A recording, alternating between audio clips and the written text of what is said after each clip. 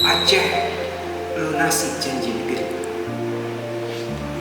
Ketika radio canggih sang agresor umumkan jatuhnya Yogyakarta, dari ketinggian tanah Gayo, radio Rimba Raya membisikkan kepada dunia, Republik masih ada. Dunia pun berbondong, akui negeri merdeka. Ketika negeri memanggil satu saja, sigap dipersembahkan dua untuk negeri merdeka. Mengangkasalah sang burung besi Sarawak 001 dan RI 002 di langit Nusantara. Dari 50 kg emas, harta sang jelata. Julukan hebat pun tersemat, daerah modal. Karena Aceh tak pernah tertaklukkan oleh sang agresor.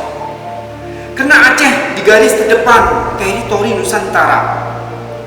Karena kobar semangat berkorban untuk negeri merdeka. Kini saatnya tetap berkontribusi untuk negeri. Sudahkah tertunaikan zakatmu? Sudahkah terbayarkan sedekahmu? Dan sudahkah terlunasi pajakmu?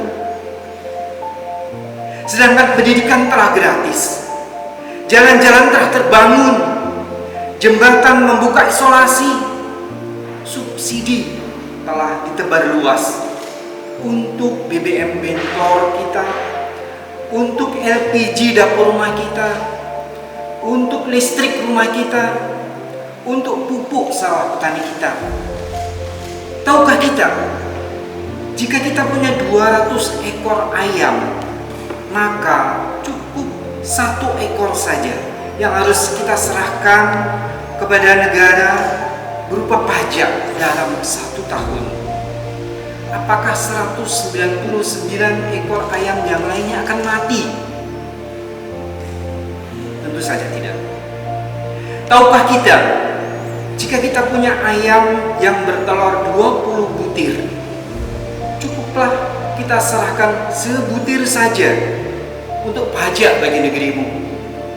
Adakah sang induk ayam kita akan mati? Tentu saja tidak.